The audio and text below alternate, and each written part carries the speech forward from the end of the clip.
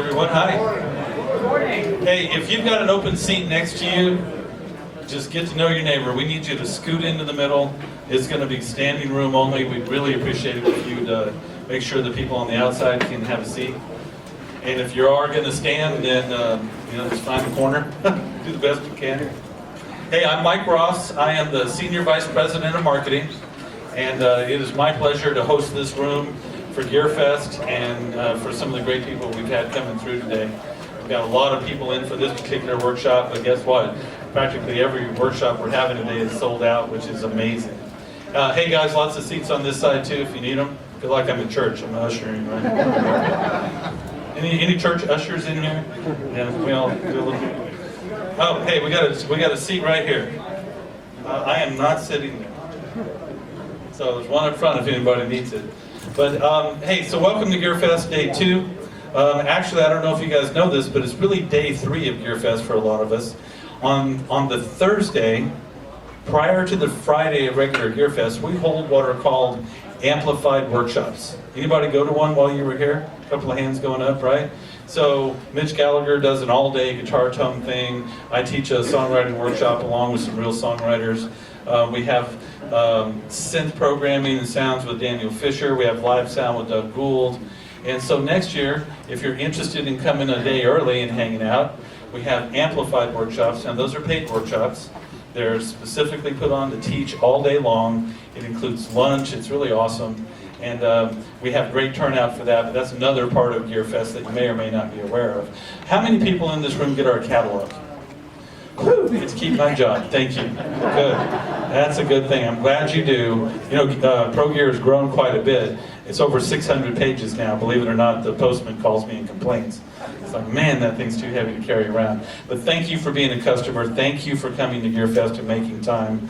I have the pleasure of getting to tell people all about Sweetwater and all about our history. And wow, we're on 100 acres and it's 333,000 square feet of Sweetwater, our new retail store and all that stuff. You know what? Right now I could care less. Yesterday I got to stand up here and introduce Glenn Hughes. Man, were you here for that? Was anybody here? Wow, how fantastic was that, right? Like, that was like a moment for me. Well, here's another moment. I don't know about you guys, but I have been listening to Jeff Baxter on the radio, one way or another, my whole life. If you work in the music business, and anyone wants to demonstrate their new speakers, if anybody wants to demonstrate their PA, they want to talk about how great everything is, guess who we get to listen to? We get to listen to him, right? It's like that is the quintessential sound that we're all using as the yardstick. What a pleasure it is for Sweetwater to have him. Roland, thank you so much. Bob Bailey, for bringing Jeff to us. Big hand for Jeff Skunk Baxter.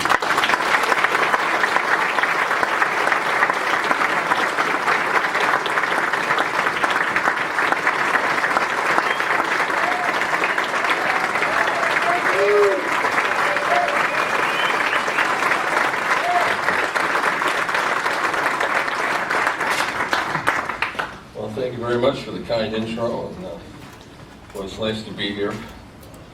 Just got back from 3 days at the Pentagon, and you think the music business is weird going on. Anyway, so it is really nice to be able to get the hell out of there and hang out with you all. So, there's a couple of things we're going to do today. Like I say, I'm amazed anybody cares what I have to say, so I really appreciate everybody showing up. I've been a lucky boy. I've had a long, interesting life. I never thought I'd make it past 30, so this is good. This is excellent. You know, I'm 66. I was just showing Bob I just bought a 1966 GTO, so I thought, you know, I'd celebrate my birthday by driving it off the cliffs in Malibu. But so today, we're going to do a couple of things. One is, a little later on, we're going to demonstrate a new Roland product called the SY300, which is a true synthesizer. And I don't know how many folks out there have ever really spent the time in the days of early synthesis when we couldn't go piano, organ, you know, bagpipes, castanets on a synthesizer where you actually had to create the waveforms to create the sounds from scratch. How many folks out there have a understanding of synthesis? Well, that's not bad. It's more than I thought, and that's a good thing. So, as a part of the connection to all of that, we're going to spend a little bit of time talking about physics. I'm not going to beat people up with mathematics and stuff, but we'll talk a little bit about physics, because waveforms, the creation of waveforms, the manifestation of waveforms, all that stuff is the basis for synthesis. Also happens to be the basis for human life and the existence in the universe. You know, it's not nice how all that relates together. So we'll talk a little bit about that. We got the whiteboard. Eventually, we'll have some fun. I'm going to find a volunteer out of the audience. And don't worry, I'm not going to humiliate you. It's not my thing. Find somebody who likes to play the blues and who's, considers that they're a blues player. And in 5 minutes, we'll make you sound like the most screaming bebop jazz player on the planet. That's always fun. And then just talk about playing the guitar in general. And at the end, I'll take some questions. I'm going to have to pull chocks pretty quick after this. I've got to get back to LA after 12:15, but I'll try to leave some time so we can, if you want, ask some questions. And since I had my nervous system surgically removed after the second Steely Dan album, you can ask me anything. No problem. So, and I was going to talk about teaching guitar. I'm not a great guitar teacher, but every person, and how many folks out there are guitar players? Oh, that's healthy. We're going to talk about how you can teach yourself how to play guitar. And that resident in your DNA is this great guitar teacher. Anyway, so, see, where should we start? Well, let's start from the beginning. The guitar as we know it came from Spain. I'm sure you know that. The guitar actually originally had 5 strings on it when it came up from North Africa, where the Moors brought it over. Somebody got smart, maybe had a little too much wine, but he put a 6th string on it, and this is the tuning and the instrument that we have now. Let's see, where should we? Well, let's do a little bit of guitar teaching. Everybody has a guitar teacher that's resident inside them. How many people sing in the shower? Or sing, when they're, planting radishes, pulling a small block out of the 57 Chevy, or whatever you like to do for, now, you don't have a problem with that, right? I mean, you can sing anything. You can sing anything, right? Anything you can think of. Opera, anything you want. But when it comes to playing guitar, you probably find it difficult sometimes to do the same thing that you can sing. Well, this is where the built-in guitar teacher comes in. Everybody familiar with Oscar Peterson? Okay.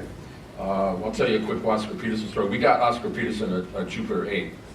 And this was way back in the day. We were doing a session at Cherokee with Wayne Shorter and myself and Eddie Gomez. And so this is his first time that he's ever played a synthesizer. And we got a really nice patch on it, and we decided to do Sweet Georgia Brown. So I don't know if you've ever seen Oscar Peterson play, but he grunts when he plays. But basically he's singing, I mean, we're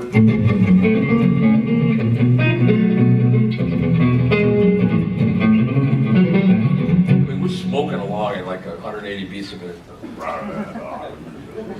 So I know what he's doing, and he's singing. And I'll take 30 seconds out of the story. So we're playing along. We're at Cherokee. He's playing and playing, and the engineer goes like this. Oscar Peterson looks up there. Around 10 minutes, the engineer's going like this.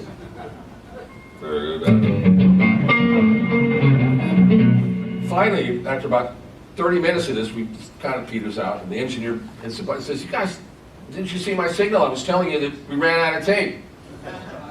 And Oscar Peterson said the coolest thing I ever heard. He said, "I know, man. I just wanted to see where it was going." Think about that. I mean, here's a guy who is probably one of the greatest, if not the greatest, jazz pianist on the planet. And he was interested in exploring, which is kind of what music is all about. But why is Oscar grunting? Well, he's like me. He's not a singer. That's why I'm in bands with people like Michael McDonald, who can actually sing. He has played the guitar. But there's something about the ability to connect your brain with your fingers. For instance, here's what I would suggest. Everybody has a little digital recorder or have something at home. Go home and start with simple melodies and sing a melody like, I don't know. Da, da, da, da, da, da, you know. Da, da, da, da, da, da. You can probably do that.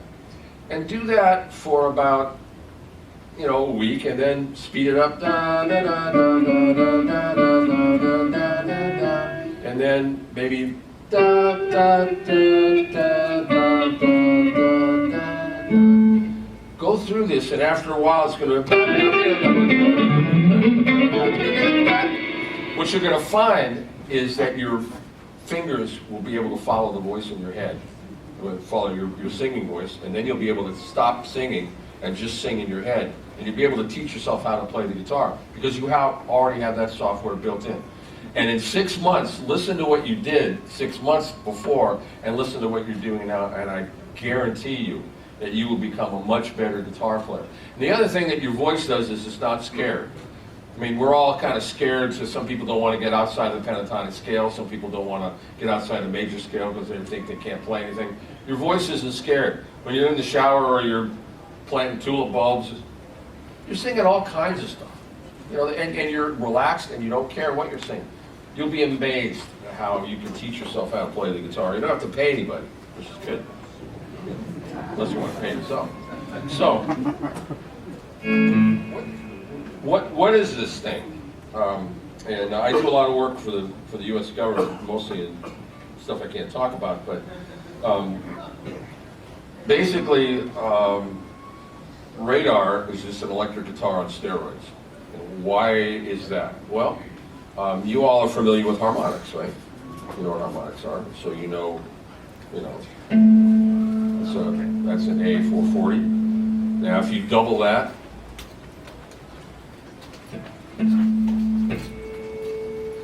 it's a 8. What does 440 mean?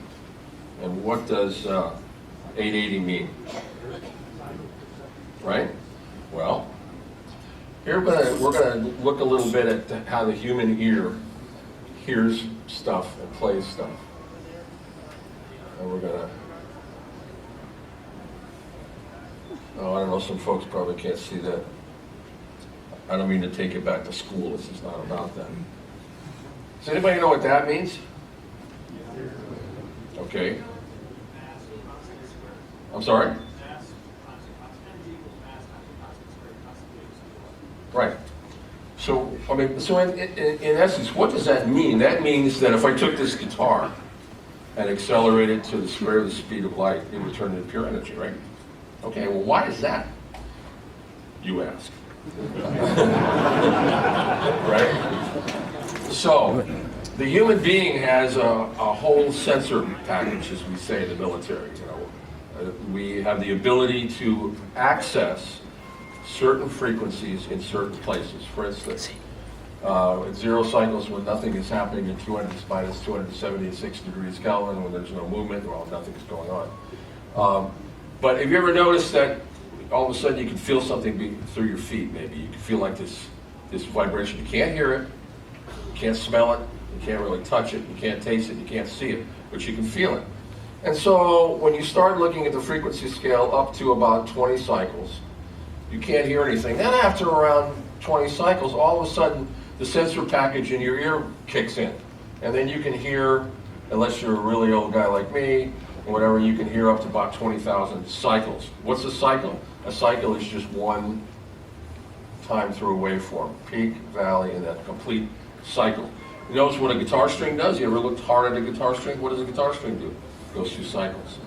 It's basically creating waveforms. So our ears can hear up to about 20,000 cycles. And then it drops off because we can't hear, dogs can, but we can't hear much above 20,000 cycles, although women can hear higher frequencies better than men. It's true. That's true. That's why they like male singers who are like, have an 8K roll off on their voice like Frank Sinatra and Michael McDonald, because it doesn't irritate them. It doesn't sound like them. So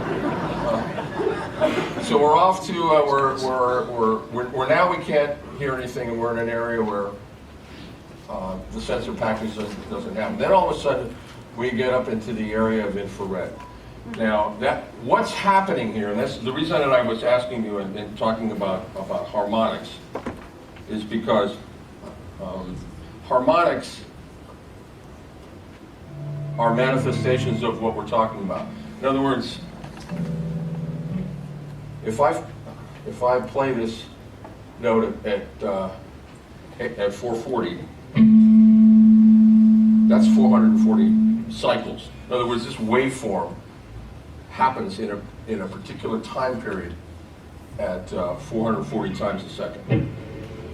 The same with that. That's now we're up at 880.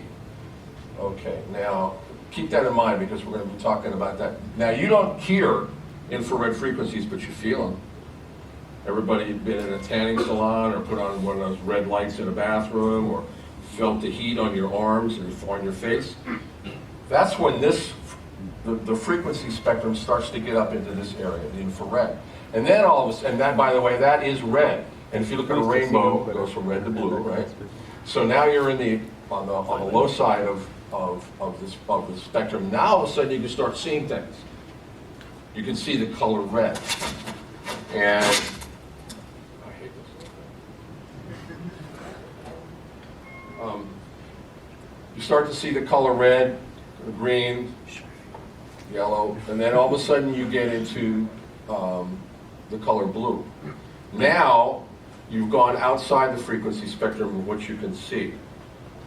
So our sensor package in our bodies allows us to feel, see, and touch at certain areas. Then you're starting to get up into this area. We're starting to get up into the gigahertz range, microwave ovens, radars, et cetera, and that stuff just disappears.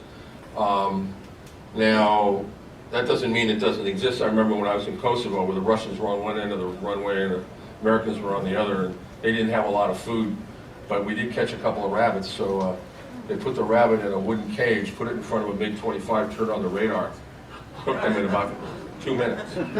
So there's stuff happening up there. Now the reason that I'm laying this out is because I want to help you relate to what music is in terms of physics. I guess what you could say is that vibration is the same as resonance, the same as anything where something is moving and creating a waveform. Is the glue that holds the universe together, basically. It's what holds things together at the molecular level, the atomic level, and the subatomic level. So if I take 440, which is a below middle C, if I take 440, multiply that times 10 to the 22nd power, times a spooky little number that's a piece of Planck's constant, I get the color green. So what does that mean? That means that green is a super harmonic of the note A440. All of this is in a linear fashion. Finally, it gets up to the point where this turns to that. The vibration becomes so fast and goes to such a state that it becomes pure energy. So the only reason that I brought this up is because when you play music, basically what you're doing is you are becoming sort of at one with the universe. I don't mean to sound hippy-dippy. I did grow up in the 60s, but I still have a brain. Music is a manifestation of physics. That's what it's all about. Now, people wonder, why does music affect you? Why do they call it the blues? Well, when you start looking at a pentatonic scale and you multiply it times these numbers, you get into the blue part of the spectrum. I know it's weird, but it's true. Now, what music and vibration, combinations of such, affect your mood. For instance, does anybody know what the devil's interval is? Right.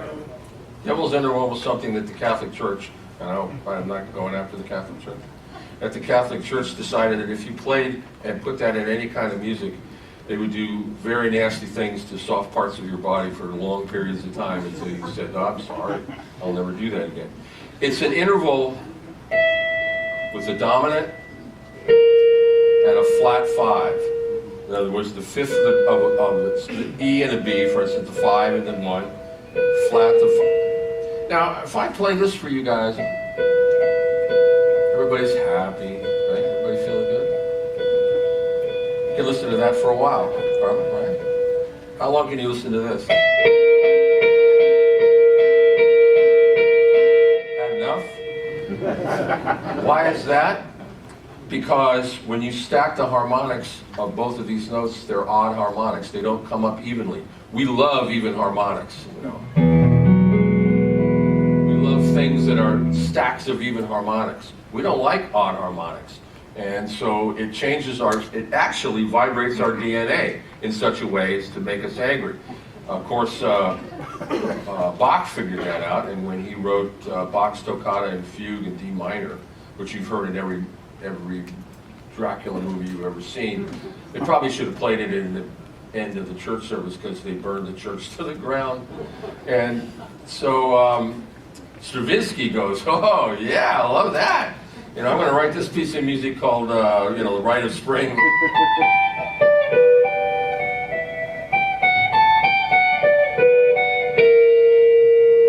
Oh, I like that. So I'm going to have cellos and violas go.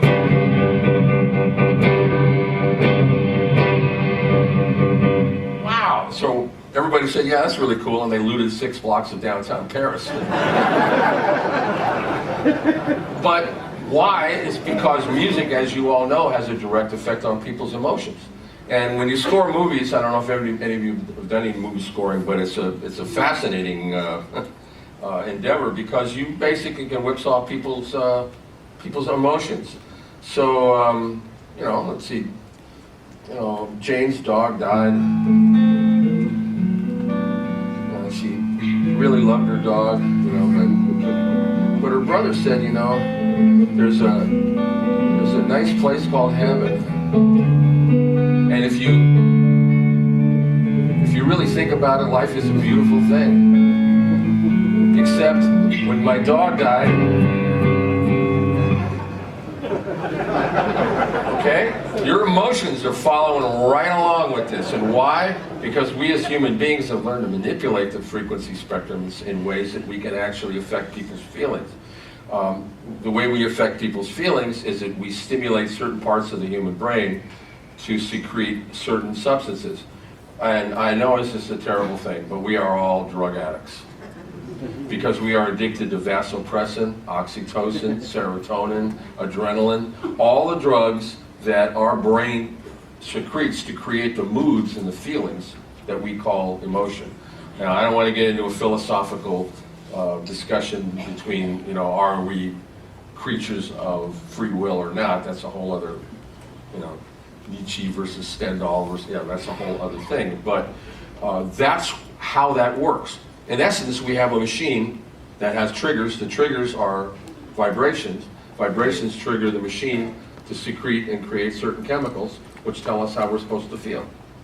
So as musicians, you have a very, very powerful tool to be able to get into people's hearts. And now I'm not going to get political, but one of the reasons when I first went over to Afghanistan was because when I heard that the Taliban was cutting the hands off of musicians, that pissed me off. And I thought, I think there's a reason for that. And the reason for that is and I'm not going to get into religion versus religion, but that particular religion believes that if you die, you go to that big Playboy mansion in the sky forever. And I know about that. I used to fall asleep in the grotto on Thursdays and wake up on Tuesdays. Good news is I was not going to drown because I was surrounded by flotation devices, which made sure that I wouldn't, go and lose my oxygen supply.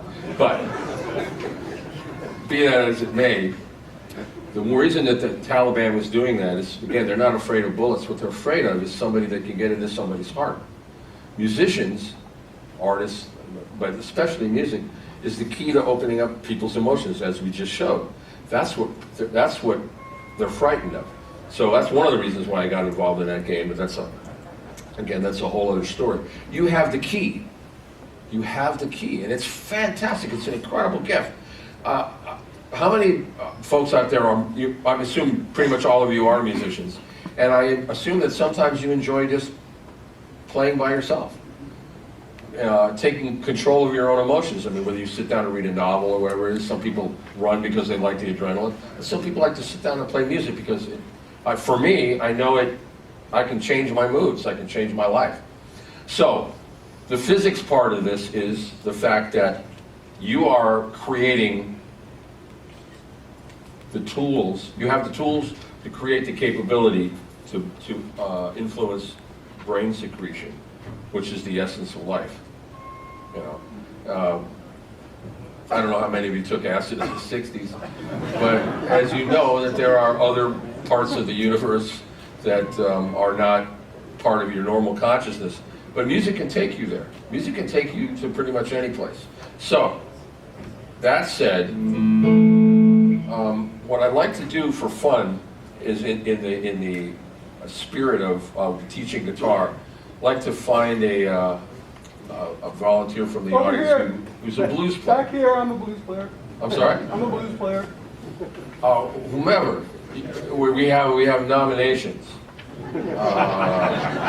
Let's see, we have to have a question here where we can decide who can,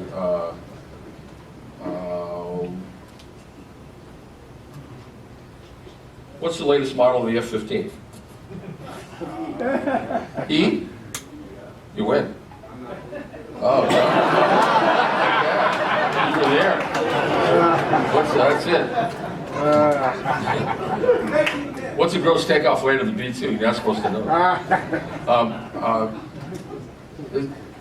There's a gentleman back there. You can't keep pointing to him. Come on up, sir.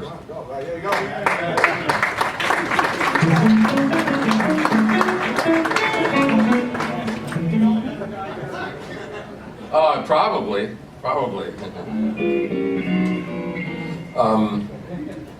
So grab a guitar, plug it in. It should be plugged in, and see if it's on. If not, we'll have to. Oh, there we go. Okay. Great. What we're going to do now is look at the concept of chords versus melodies. I was a big Ventures fan when I was a kid because when I heard a band that actually played melodies on the guitar, I went, wow, that's kind of interesting, you know, as opposed to the two-finger solos. These guys were actually playing melodies, you know.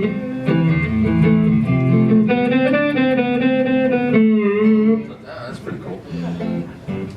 Perfidion, one of the great songs that the Ventures did. So here's what we're going to do. There's kind of a rule of thumb. If you want to make music accessible, there are kind of two things to look at. One is either use complicated chords and simple melodies, or if you want to use complicated melodies, you probably have to use simple chords. So what we're going to do, just sort of as an experiment, and I promise it's not going to make you look bad at all. I'm just going to do a quick, 12-bar blues in A for a second. You play lead, and okay.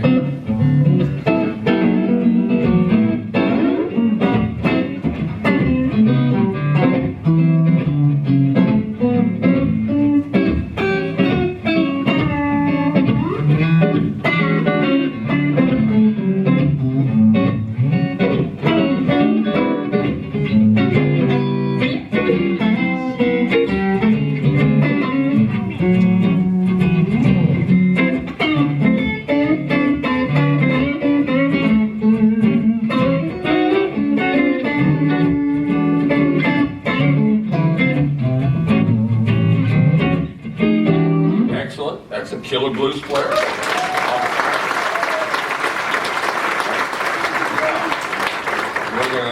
We're gonna transform you into the bebop monster jazz guitar player from hell. I want you to play the blues. Same thing that you were doing. You ready? 1, 2, 3.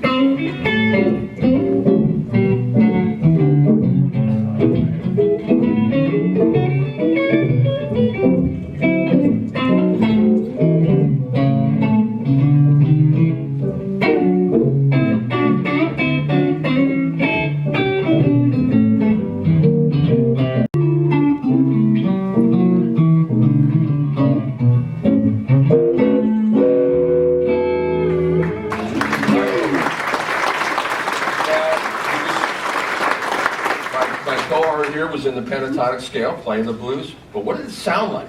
All of a sudden, it sounded like the whole spectrum of what he was playing had broadened up because we used chord substitutions. We went away from the usual 3-chord stuff. We were playing.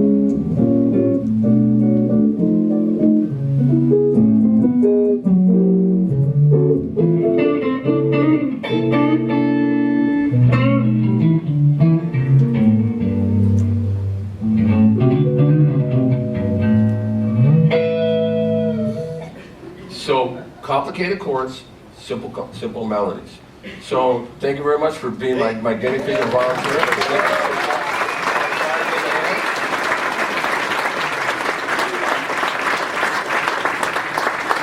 Now you can take that wedding gig tomorrow. Casual, absolutely. So let's see, what else can we do? Actually, I'll take a couple of questions now if you want, because it helps get me out of my brain. Sir. First of all, thanks for being here. Well, thank you. I've listened to your class for a long time. I'm amazed anybody cares what I have to say. Thank you. I saw you at the Chicago Stadium in the 70s. Wondering, it's very simple question. Why the school? How long did you take? How long have I had the mustache?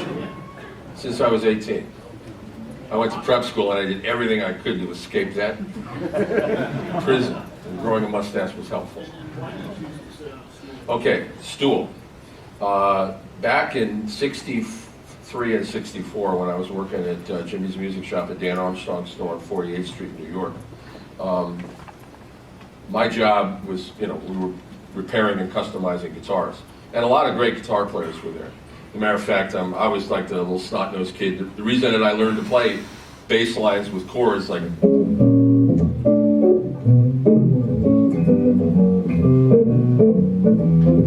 was because unbelievable players like Sam Brown and Eddie Deal, I mean, they were hanging around the store all the time, the best beboppers in New York. And so my job was to play an old Gretsch guitar with 2 bass strings and just play the chords so that these guys could, like, burn. So one day, Andres Segovia came into the store. He was playing at Carnegie Hall, and he had a Ramirez, beautiful Ramirez, that one of the machines had cracked. So I got the job. I repaired it for him. And outside in the front room, Frank Zappa and Mike Bloomfield and a bunch of other guys who used to hang out there were all playing. And they're all standing around with their guitars on and playing all kinds of music. And then I brought the guitar to Andres Segovia, and I grew up in Mexico, so I speak fluent Spanish. And I said, Señor profesor, su guitarra está listo, por favor, trátalo, por favor. And so he looked at all of us with this weird look. I said, "Hay una problema? Is there a problem?" He says, "You guys are idiots." Okay? You don't hang it around your neck like a canoe paddle. And I thought, okay. And then, of course, then he sits down and plays. He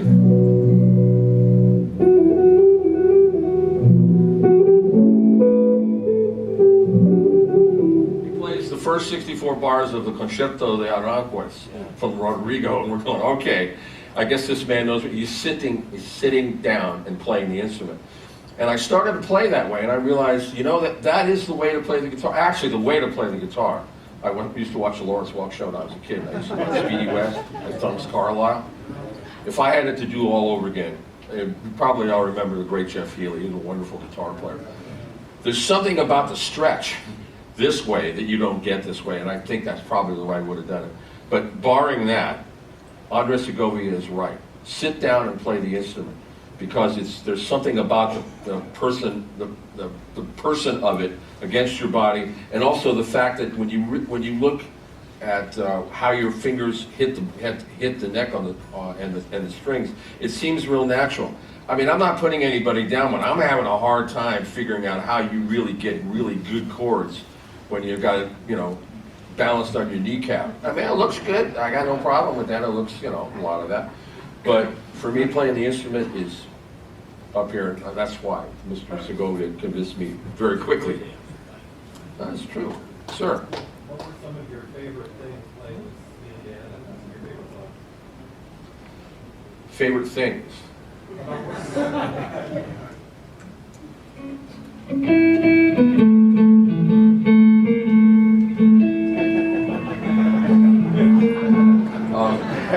I don't know. Well, one of my favorite things was we did a song called East St. Louis Toodaloo, which was the Duke Ellington tune. Actually, it was written by Billy Strayhorn, but it was a Duke Ellington tune. And so we said, okay, we're going to have some fun. Why don't we take a song, everybody will pick a part, and we'll play that part. So Walter wanted to use the mouth box, the voice box, to do the melody. And so I thought, what? Okay, I'm going to do the trombone part, but I'm going to do the trombone part on pedal steel. So wrote it all out, and we ended up doing, which to me is a great classic piece of music, and having a lot of fun with it. I mean, the good thing about pedal steel is you can get in between notes, you can slide up to notes, so to me it was the perfect candidate for the trombone part. That was fun. Doing a couple of beer commercials in Spanish, that was fun. I just enjoyed playing with the band. The music was challenging. And since we were all studio rats anyway, that wasn't a problem. You know, the actual execution of it. It could get a little, be a bit of an anathema. I mean, when it took 6 weeks to get a bass drum sound, you know, at 300 an hour. But okay, you know, people do things differently. So I enjoyed playing with the guys. I enjoyed playing with the band. And Jimmy Hodder, who was the drummer, was a good friend of mine from Boston. Unbelievable drummer. So it was, I had a good time. It was challenging, and challenging is good. That's why I became a studio musician, because I like the idea of, you know, the challenge. As a matter of fact, when I was playing with the Doobies, I wore headphones on stage because number one, I wanted to be able to keep my hearing, and number two, to me, playing in a 50,000 seat hall was, it's like being in the studio. You sit on a stool, you play. You got, you know, it may not be a chart, but you're playing the guitar. So I want to get a nice mix and let everybody else jump on the trampolines and stuff like that. But and again, you know, everybody has their way of doing things. So the problem with wearing headphones is people have access to you. So as I'm, you know, trying to listen to Taking It to the Streets and stuff like that, the guys out at the monitor console are putting porn movies and the baseball star scores and all kinds of stuff to my headphones. I'm trying to concentrate and play. So Tim McCormick, who was one of the guitar techs, in the midst of, I think it was Keeps You Running, came out and put a piece of paper in front of me and said, "The King and I."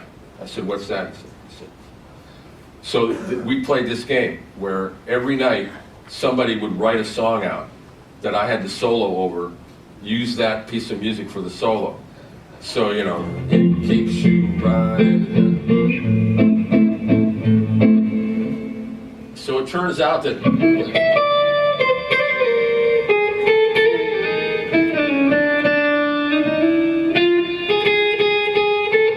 perfect solo over and Keeps You Running. So every night, you know, we'd be playing, you know, rocking down the highway.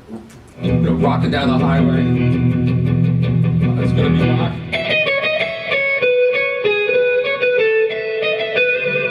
You know, with like, you know. But they wanted to hear, you know, Jesu, joy of believing. So. To me, that was the fun times because it was a challenge. It was always a challenge. I loved classical music. I took classical piano for 11 years, which I highly recommend to anybody who's a musician. Take piano lessons. So those was kind of the high points. You know, chainsawing up the hotel rooms with Joe and stuff like that was fun too. But good musical moments. Really enjoyed it, and really enjoyed helping the Doobies move from being a great rockin' band into being able to create a record like Minute by Minute. You know, it was fantastic. These guys in that band were just great musicians. Tyran was probably the most underrated bass player on the planet. That guy is frightening how good he is.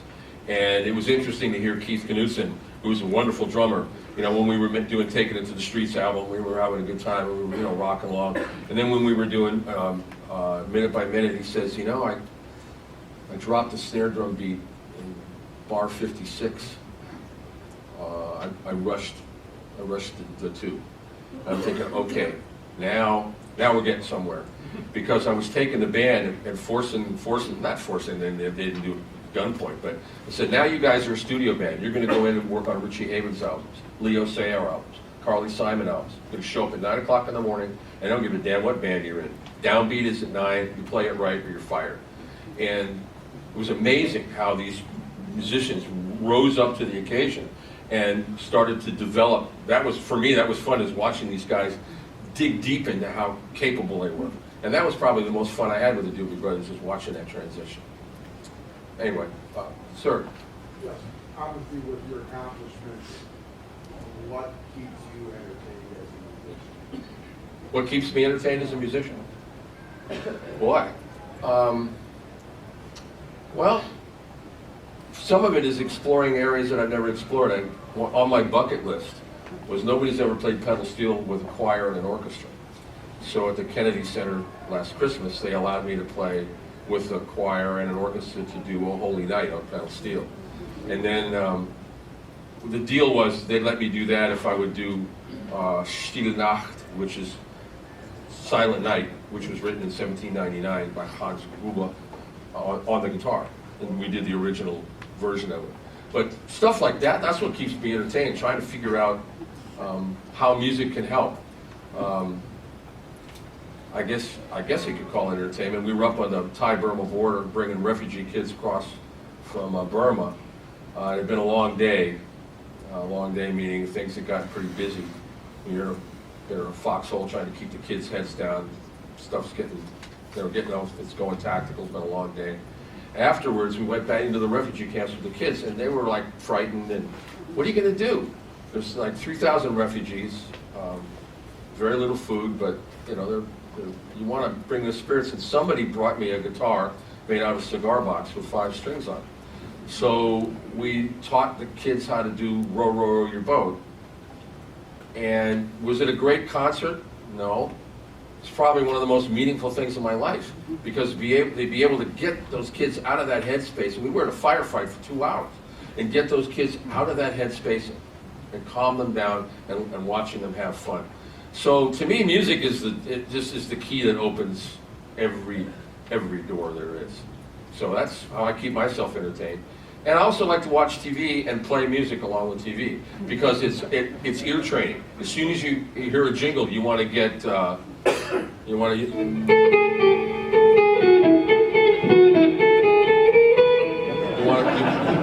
it helps you with your ear training, because it's like in the studio you got one shot. They may even give you a piece of music, but they may sing the piece of music, sing what you want, and you only got one shot. It's good training. Yeah, I remember I used to sleep on the couch at Universal in Chicago doing jingles. We do like 7 jingles a day. I'd fly in from LA, you know, and sleep on the couch, do 7 a day, go back to sleep, wake up at 7 in the morning, we'd be going again. And on Friday, the guy that I met who's working with me now, CJ Vanston, on my solo project with me, unbelievable keyboard player, was one of the guys in the studio band. And so the guy who the guy who was the head of the Jingle House, and I'm not going to name names because it's not fair, he came in on Friday and he was fried. I mean, I'd been up for like 3 days. He'd probably been heavily into the devil's dandruff, you know, that Egyptian stuff, the Tutankhamun, whatever, you know, he was pretty frazzled.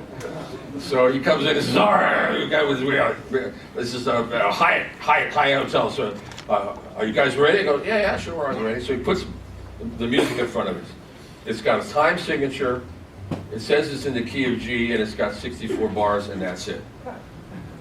Says, "Are you guys ready?" I go, "Yeah, sure."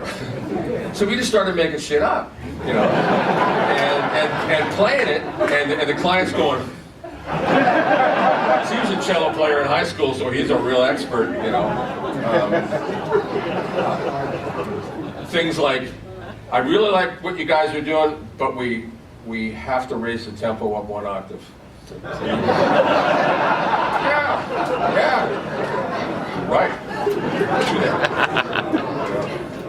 Hey, that's part of being a studio musician, is being around, you know, interesting levels of intellectual whatever. So, music opens amazing doors. I mean, it opened doors for me when I went to Lawrence Livermore when we first started working on the Missile Defense Program.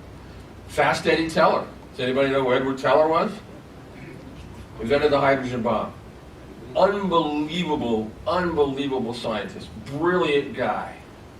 He's also a concert pianist. Einstein, violinist. Brian May. Does anybody know who Brian May is? Well, you know he got his doctorate in astrophysics. Actually, I'm trying to hire him over at Livermore because he's a very smart guy. What do all these folks have in common? Right. And so there's, I know you want me to play more guitar, but I will tell you something, because a very special man passed away about 4 months ago, Charlie Towns. You probably wouldn't know who Charlie Towns is, but Charlie Towns won the Nobel Prize for inventing the laser. Laser is basically coherent light. What that means is if you stuff enough of a particular frequency together where it's in phase, and you all know what phase is, right?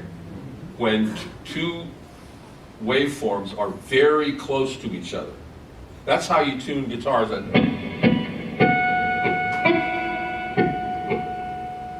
When you hear this,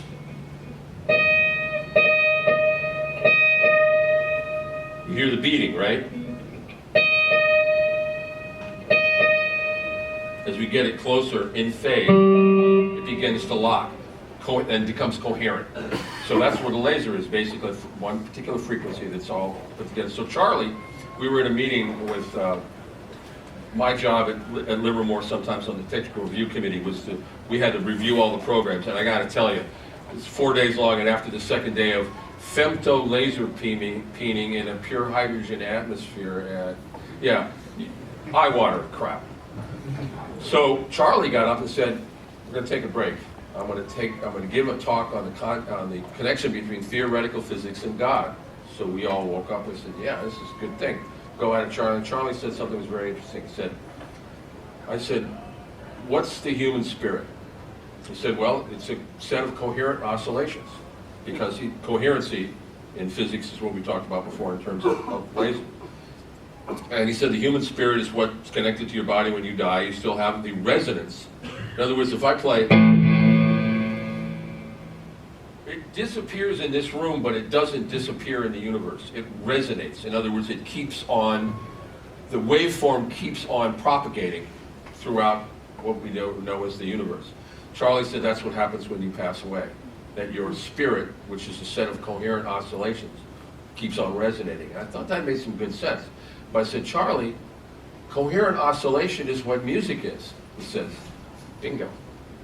The human spirit is absolutely fundamentally connected to music.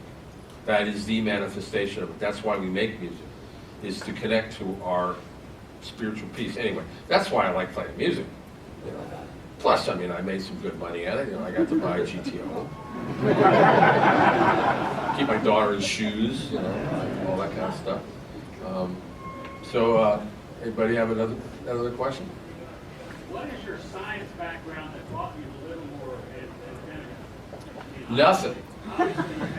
No, I mean, really, nothing. I mean, my science background is when I was a kid, since in Mexico nobody knew how to fix amplifiers, they started learning which way electrons move by sticking a knife in a toaster, and you figure out, I get that, I get that. I understand the principle of ground state.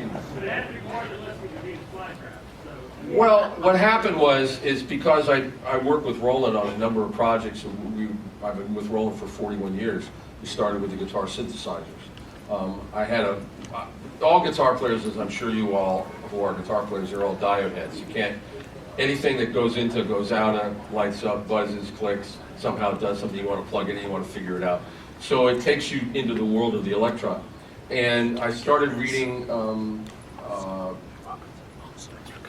step back, mudslides where I was living. The guy, elderly gentleman down the street, his garage was full of mud. I helped him clear it out. He took me into his study and had pictures of airplanes on the wall. He was one of the guys that invented the Sidewinder missile at China Lake. So he gave me a subscription to Aviation Week in Space Technology. Started reading it, started being more interested in the science, started realizing that there were some applications to that, to musical instruments, especially when we started doing simple digital storage, because the military was doing that for years. And when they were moving from analog to digital, all the science was there. So I started getting into it. I wrote a paper on how to convert a Navy weapon system to do theater missile defense on a mobile platform from NATO. Gave it to a congressman buddy of mine, who had Congressman Dana Rohrbach, who was basically, my job was to keep his ass from getting shot off in all these terrible places we went around the world, because I did 15 years with LAPD as well. So Dana gives it to the vice chairman of the Armed Services Committee. He says, "What? This guy with Raytheon, Boeing?" I said, "No, he's a guitar player for the Doobie Brothers."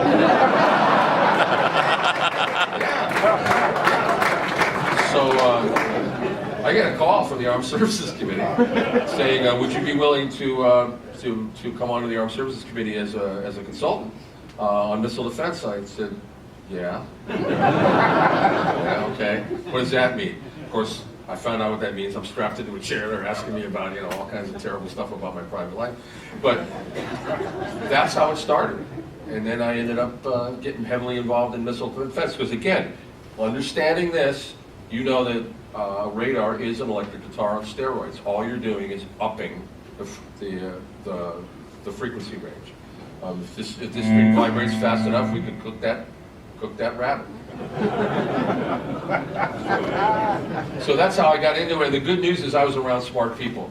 I mean, again, Charlie Towns, Edward Teller, Mike Campbell. I mean, these guys are brilliant physicists, and so a little bit rubs off on you.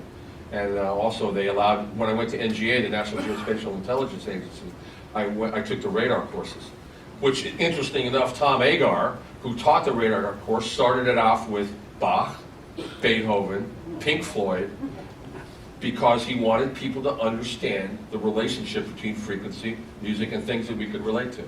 So anyway, I had great teachers. Thank you.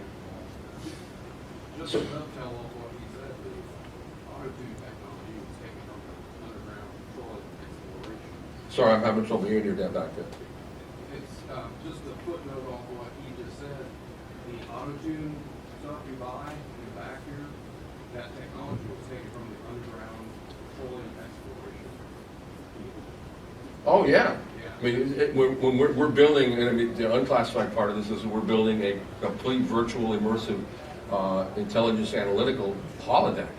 And much of that technology came from the oil and gas business. They make money off of it, so we know it works. Have you ever watched The Big Bang Theory?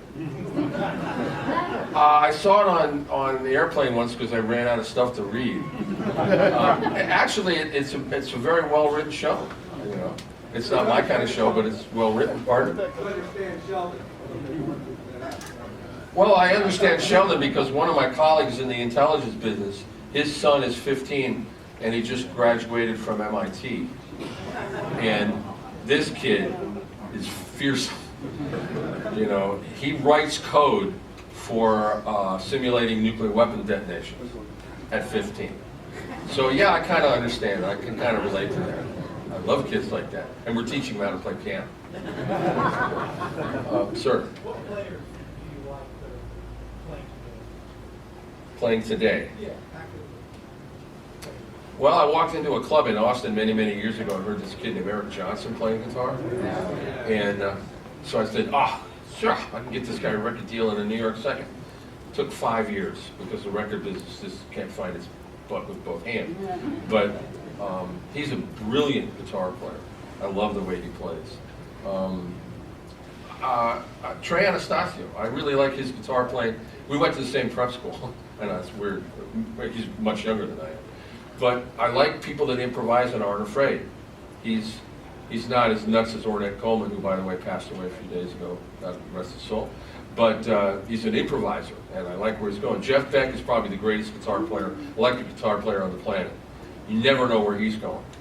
Unlike some other well-known guitar players who are masters of the obvious, you just never know where Jeff is going to go. So I think he's a wonderful, wonderful guitar player. My favorite guitar player of all time is Howard Roberts. I don't know if any of you know about Howard Roberts, but you could look him up and you can listen to some of the stuff he played. My dad, who had a friend who was a DJ, gave me all the first 2 Howard Roberts records when I was 11 years old. It changed my life. I couldn't believe what you could do, how you could play jazz guitar and be on fire at the same time. And Howard and I ended up becoming really good friends because we were both teaching at the Guitar Institute of Technology. And he was friends with Tommy Tedesco, and Tommy and I used to do the Tommy and Jeff show where we dress up in tutus and come out and play music on rock and roll on ukuleles. But that's another story. Studio business in LA is a weird business anyway. But Howard Roberts, we gave him a guitar synthesizer, and again, the same thing. It's just not frightening. And his son Jay is an unbelievable guitar player too. I don't know if you ever get to the NAMM show in LA, but if you do, on the second night of the NAMM show, they do a whole evening with guitar players. Myself, Dennis Budimir, and all the killer studio guys. And Jay is probably one of the best guitar players I've ever heard. Sir. Here. Lenny Bro is, I consider to be a great guitar player. And a lot of people don't know who he is. How would you describe him to somebody who's, understands the guitar, and just describe him as how he approaches the guitar? How would you describe Lenny Bro to another guitar player that hasn't heard it? Well, that's a hard thing, because everybody has a personal interpretation of the Mona Lisa, a personal interpretation of when they listen to I'm So Lonesome I Could Cry. It does different things for different people. I like the fact that he approaches things from the side. Again, what we were doing before is, okay, we could play the blues, or we could use the blues. We could have that as a starting point and start exploring around it. That's why I like my Lenny's guitar playing. I'm looking to the side of what he's playing all the time. I mean, that's the way I see it. You're probably saying, what the hell does that mean? It's like, everybody has their own interpretation. So. Well, that's how I would describe it, because I don't know how to describe it. I'm sorry? I think that's how I would describe it, because I don't know how to describe it. Yeah, I think I look along the side lobes of what he's playing. He suggests so many things, which is good, because that makes your mind work, and that's what good musicians are supposed to do. I think we're going to do one more question, and then I'm going to want everybody to stay in your seat, and we'll talk. That's right, we have to do the rats. So don't worry about that, Jeff. I apologize. No, don't worry about that. Let me do this, and then I'll take one Awesome. question. Go for it. I'm sorry about that. And you get off on this stuff, and the next thing you know, you're out by the Oort cloud. Anybody know what the Oort cloud is? It's the asteroid belt outside the orbit of Pluto. Interesting place. I gather. Let's see. This is a cool puppy. Okay, and actually, I know I don't have a whole lot of time, but for those of you who haven't spent a lot of time doing synthesis, we're just going to give you the basic lesson in synthesis. There are 4 waveforms, 4 versions of this. One is this, which is called a sine wave. One is this, which is called a triangle wave. One is this, which is a reverse triangle wave. And one is this, which is called a square wave. And all of you who have fuzz tones and distortion devices know what a square wave is. These are the waveforms that are used to create sound, which we've just shown you. I mean, that's when we create, you know how electric guitar works, right? You vibrate a piece of metal inside a magnetic field and you create a wrap with a coil and you create current. So basically all you're doing is you're creating a waveform using the string. The waveform creates a waveform that's amplified. Now, you know when you listen to a flute, that waveform is a sine wave. It's kind of pure sounding. When you listen to, a distorted, when you listen to Satisfaction or something, that's a square wave. If you listen to a chorus effect, it's a dry signal and a triangle wave on the other side in stereo, and your brain puts it together and creates a kind of moving, oscillating, slight pitch change. Then, when you take these waveforms, you have to do something with them. So then you have to put them through a filter, and a filter is basically, we're talking about 0 to light. Let's go from 20 to 20 kilohertz. In other words, 20 cycles per second to 20 kilohertz. Where do you decide that you're going to alter the sound? Do you want to cut it off here? So do you want the frequency spectrum to look like this? Do you want to cut it off here? Do you want it to look like this? Do you want to only take a particular part of that and amplify it? So what a filter is, particular parts of the frequency spectrum. Then there's an envelope generator, which is kind of like the way your mouth works. If I go, hey, how are you? My mouth is an envelope generator, which is forming the sounds coming out of my mouth. If I go, way, wow, wow, woo, I'm also creating an envelope effect on how I affect the frequencies that are coming out of my mouth. And you can electronically do that with this, with the envelope generator. So what Roland has done, and these guys, this is awesome, they figured out a way to allow you to do true synthesis with nothing else than plugging the guitar into this box. Because this has, and we don't have a camera, so I can't show you, but this has all the building blocks of a synthesizer that all of you synthesis guys and gals, and as Liberace would say, if I left anybody out, hey, gotta be politically correct nowadays, man. All the tools that you need to actually create sound. So I'm just going to play this patch here. Now there's no latency. There's no guitar involved in this at all in terms of the pickups. This is all being generated from 3 oscillators created with 3 different sine waves, all slightly detuned. I mean, if you know anybody ever remember Clockwork Orange?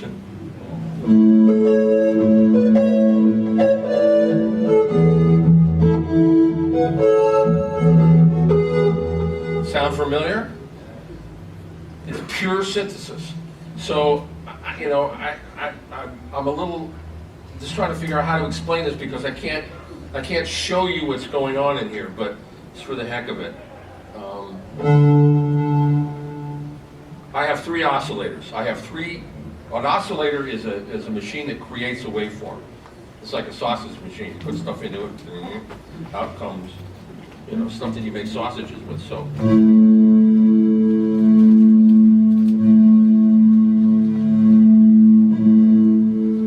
There's 3 oscillators, now there's 2 oscillators. Now there's no oscillators. So we start with...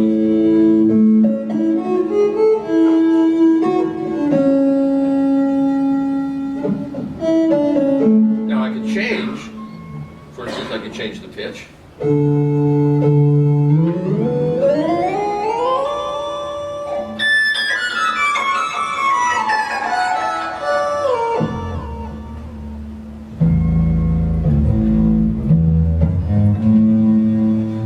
So, I mean, I could spend hours with this, and I hope you do too. This is a true synthesizer. It's a machine that will actually allow you to create sounds from the basic building blocks of sound. I don't know how many of you are synth players. Anybody play the guitar synth? You guys have, yeah, an amazing machine, right? Ever since we took 6 tape heads and stuck them under some strings and created the guitar. This is back with Roland many years ago. GR500 actually did that. That was the last, this is kind of the GR500 on steroids. So I urge you, not because I work for Roland, because I love Roland and I've been with them for many years, but this is way too much fun. And also as a guitar player, you talk about opening up horizons. The ability to be able to play, you know, music. I'm going to turn this off for a second. Let me boot it up. Again, to be able to have the opportunity, and by the way, it's polyphonic.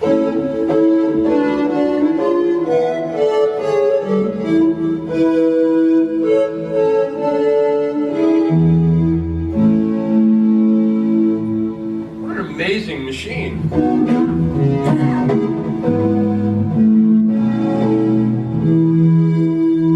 And by the way, it follows, tracks everything. Tracks everything that you play. I just highly recommend this because again, all guitar players are all gear head diode kind of crazy people. This is a diode head's dream. This thing is, plus it has all the effects. It has chorus and reverb, and it's basically a built-in fun machine.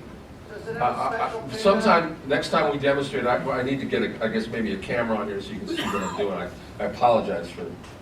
What's the bottom line, Jeff? Bottom line? Yeah. Go buy one. You're gonna love it. I'm serious. I'm gonna have to give this up, you know, maybe. But, no, that's okay. Actually, I'm requisitioning it for the Department of Defense. You want to go cook rabbits, which actually you could do with this. If you hook this up to a traveling wave tube, you could cook a rabbit. Yeah, playing Beethoven 6. Anyway, how we doing for time here? Listen, I'm sorry I didn't get to play. My time goes by. I really apologize. Thank you so much for coming. I hope I didn't disappoint you.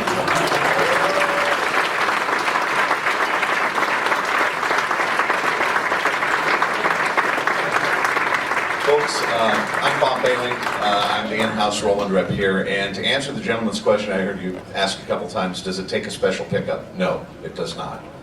So if you want to get a closer look at the SY300, it is out in the Roland tent. We have it set up. You guys can take a look at it. And it is truly amazing. It's a groundbreaking piece. It's the first time we've been able to do polyphonic synthesis just simply by plugging in a guitar. So it's pretty cool. Two things. Unfortunately, Jeff has to make a really, really tight flight, so he's not going to be able to stick around afterwards. We have to get him to the airport almost immediately, and I appreciate your understanding. Secondly, there are cards on the chair, on each individual chair, and Sweetwater would appreciate it if you would fill them out and hand them to the folks on the way out the door. We appreciate it. Thank you so much for showing up.